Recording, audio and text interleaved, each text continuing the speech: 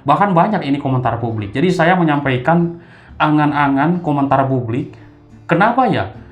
Kok keluarganya terlihat kesannya itu diam-diam saja, apalagi Yoris begitu cueknya, bahkan hanya menyudutkan sang papa. Baik dulu sebelum papanya menjadi tersangka dan kemarin pun di persidangan. Sangat menyudutkan papanya. Halo teman-teman semuanya dimanapun berada, kita menantikan kejutan-kejutan di dalam persidangan kasus Subang ini. Sekarang ini kasus yang sudah menjadi perhatian masyarakat Indonesia ini, yang sudah geram dengan kasus-kasus kriminal yang begitu sadis, yaitu kasus Pina Cirebon dan juga kasus Subang, pembunuhan ibu dan anak, teman-teman. Saya menyimak pembunuhan di Subang, Jawa Barat ini. Pelaporan awal pertama itu adalah penculikan. Lalu kalau melihat kasus Pina, saya menyimak adalah kecelakaan. Namun seorang insting para polisi ini sangat luar biasa. Disitulah insting pihak kepolisian atau para penyidik diuji. Pelaporan kecelakaan, tapi sepeda motornya tidak begitu rusak parah. Nah teman-teman, disinilah terkuak sedikit demi sedikit kasus Pina Cirebon pun. Namun lama, terjadi tahun 2016 sampai sekarang 2024. Polda Jawa Barat disibukkan dengan dua kasus yang begitu menjadi perhatian masyarakat. Tapi mungkin banyak juga kasus-kasus yang lain ya, yang ditangani oleh Polda Jabar. Oke, teman-teman, kasus Subang ini sudah menjadi pembicaraan masyarakat Indonesia. Kita semuanya menyimak dari dulu awal-awal kejadian dan kasus ini mencuat di tanggal 18 Agustus 2021 sampai hari ini. Dari dulu banyak sekali kejanggalan dan juga sandiwara. Bisa kita katakan sandiwara, bahkan mungkin juga dugaannya adalah konspirasi. Begini, bila mana kita melihat seorang Yoris, Yanti, keluarga mereka, Pak Yosep, dan yang lainnya masih banyak keluarga mereka, Pak Mulyana dan juga anak-anaknya. Ini kan Pak Mulyana adalah orang penting juga di Subang ini. Lalu anaknya yang menjadi polisi. Nah, ini adalah keluarga besar.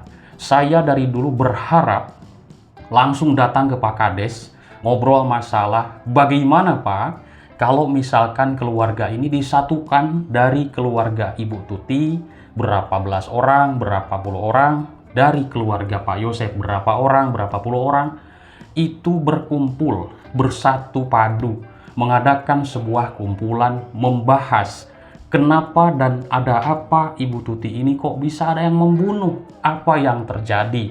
Disitulah Pak Kades Indra Zainal menjawabnya itu, susah Jack, tidak bisa saya untuk seperti itu. Karena apa? Sudah pertama, dari keluarga Ibu Tuti sudah saling mencurigai dan sangat kencang sekali mencurigai Pak Yosep. Saya membuktikan sendiri, datang ke rumah Danu dulu, ngobrol dengan orang tuanya. Danu pun ada di situ, lagi duduk nonton TV dan sambil ngopi. Assalamualaikum, saya datang, Pak ngobrol di situ tentang masalah Pak Yosep. Pak, kenapa keluarga kok tidak berkumpul atau pertemuan? Karena ini kan Ibu Tuti ini anak bungsu ya Pak. Jadi adik-adik dari para uwa-uwa ini. Nah, bapaknya Danu ini mengatakan bahwa sudah begitu benci atau curiga kepada Pak Yosep. Entah ada apa dalam kasus ini. Pak Kades pun tidak mampu untuk mengumpulkan keluarga dari pihak Ibu Tuti dan pihak Pak Yosep, teman-teman. Padahal orang-orang penting semua lah intinya ya. Pak Mulyana, Arif juga anaknya seorang polisi, seperti itu. Bahkan banyak ini komentar publik. Jadi saya menyampaikan angan-angan komentar publik. Kenapa ya? Kok keluarganya terlihat kesannya itu diam-diam saja, apalagi Yoris begitu cueknya, bahkan hanya menyudutkan sang papa. Baik dulu sebelum papanya menjadi tersangka dan kemarin pun di persidangan. Sangat menyudutkan papanya. Dan bisa saja, ya itu kita ambil positif, itu bisa saja terjadi dialami Yoris di kala masih kecil mungkin ya. Karena Yoris mengatakan dari kelas 3 SD kalau tidak salah sudah ada kekerasan kepada mama mengatakannya dipiting gitu ya. Entah apa dipiting itu. Nah, nanti teman-teman mungkin paham ya apa itu dipiting katanya Ibu Tuti itu oleh Pak Yosep.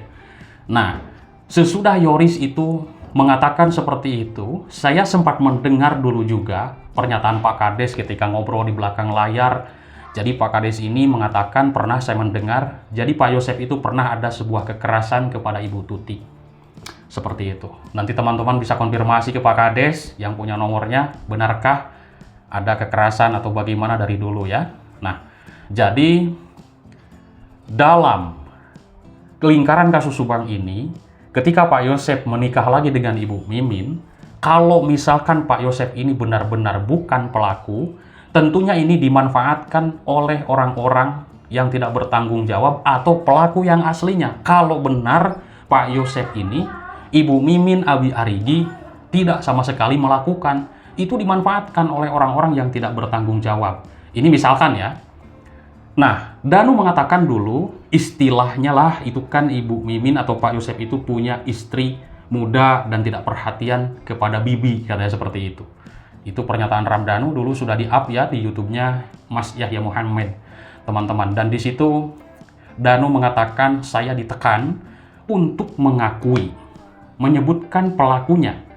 Ini teman-teman bisa menganalisis. Siapakah pelaku yang sebenar-benarnya? Misalkan pihak penyidik menekan Danu untuk mengakui dan menyebutkan pelakunya di situ. Nah, di Polres Subang, Danu sudah mengatakan dari dulu tidak berubah. Danu mengatakan pelakunya adalah Pak Yosep Mimin Abi Arigi. Sampai di persidangan pun tidak berubah, teman-teman. Nah, apakah benar Danu ini ada yang mengintimidasi ketika menyebutkan Pak Yosep untuk mencabut BAP-nya? Bahwa katakanlah itu keterangan lu bohong. Mungkin seperti itu kira-kira. Ya, itu hanya sebuah analisis. Karena kasus ini sudah memasuki persidangan. Fakta persidangan, kalau saya menyimak hanya sedikit kejutannya untuk saat ini. Tapi entah besok kan ada lagi persidangan ya. Nah, kejutannya dari siapa? Dari saksi-saksi yang baru. Yang saya sama sekali belum mengetahui. Contohnya adalah Bu Upi. Ini menarik. Ibu Eis, Wegis atau Bintang, lalu Ilham dan Nopi. Ini kejutan-kejutan. Kalau Ilham saya sudah mengetahui dulu ya. Mungkin nanti akan ada kejutan lagi yang melihat Pak Yosep di Cijengkol. Atau juga yang melihat Pak Yosep lewat ke TKP. Itu kan? Nah, saya mendengar dari keterangan Pak RT, Dede, waktu diwawancara oleh Pak Kades Indra Zainal, namun di situ dengan bahasa Sunda ya. Nah, mungkin teman-teman pun sudah memahami dan ada juga yang tidak. Teman-teman di situ Pak RT itu menceritakan bahwa Pak Yosep ini bertemu dengan seseorang di SD Sawo, lagi teleponan, entah itu telepon siapa, dan marah-marah. Nah, teman-teman saksi itu bercerita kepada Pak RT bahwa melihat Pak Yosep lagi teleponan dan marah-marah. Pak RT menceritakan kepada Pak Kades. Dan Pak RT langsung mengatakan pagi-pagi. Jadi ternyata pagi-pagi itu sudah ada. Namun Pak Kades langsung menutup videonya. Sudah, kan seperti itu ya di dalam sebuah tayangannya. Nah, teman-teman ini pun menjadi tanda tanya. Apakah selisih waktu 20 menit itu di SD Sawo tersebut lalu kembali ke TKP sesudah siang atau bagaimana? Karena saya yakin CCTV baik dari jalur timur, jalur barat, dan juga sepanjang jalan itu saya yakin sudah diambil oleh pihak kepolisian ya teman-teman. Nanti kita simak akan banyak kejutan-kejutan dalam kasus ini.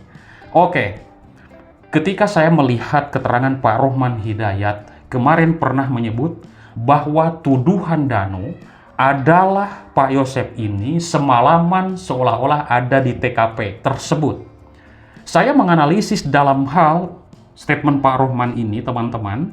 Adapun benar dan tidak, namanya juga analisa, semalaman itu tidak harus selalu diartikan terus-menerus bersama-sama dalam suatu tempat. Nah, bisa saja teman-teman ada sebuah jeda tertentu. Ketika mungkin Danu disuruh menjaga di luar, itu kan ada jeda begitu lama sekali. Danu mengatakan sampai 2 jam menunggu di luar, di belakang garasi yang ada ke arah kebun. Nah, dalam menyimak keterangan Danu ini, dia disuruh tunggu selama 2 jam. Ini bisa saja mereka di dalam itu melakukan sebuah aktivitas yang tidak diketahui oleh saudara Danu ini. Ini sangat wajar sekali sebenarnya. Jadi tidak semata-mata menyebut semalaman seolah-olah Pak Yosef di TKP semalaman itu tidak seolah-olah bersama terus, teman-teman. Kan mereka tugasnya masing-masing sesuai dengan kita melihat sebuah rekonstruksi. Nah, lalu yang kedua, ketika mendengar keterangan Angger dan ibunya, yaitu di persidangan bersaksi melihat rekaman CCTV di jam 5.30. Menurut Angger dan ibunya, itu adalah Pak Yosef bersama orang yang tidak dikenal nyebrang menuju TKP. Meskipun dalam hal ini kita juga penasaran karena CCTV itu belum juga ditemukan dan menurut Angger harddisk itu ditukar oleh seseorang. Tapi intinya dalam hal kesaksian Angger dan ibunya ini bisa menguatkan kesaksian dari tersangka Danu, teman-teman. Jadi bukan kita menuduh Pak Yosef ya. Intinya saksi Angger ini hanya melihat bahwa di situ Pak Yosef dan bersama orang yang tidak dikenal. Kesaksian Ilham dalam sebuah persidangan saya menyimak jam 6 pagi melihat tersangka Pak Yosef ini. Menurut Ilham di pintu depan rumah tersebut menghadap ke jalan. Kita lihat dari kesaksian Ilham ini keberadaan Pak Yosef yaitu terlihat jam 6 sampai jam 7. Ini berkaitan dengan keterangan Danu juga, teman-teman. Lalu Bu Cici dan Angger melihat Pak Yosef terpantau di sekitaran TKP jam 5.30. Jadi ini semuanya berkaitan kalau saya menyimak. Oke lah teman-teman, nanti kita lanjutkan kembali pembahasannya.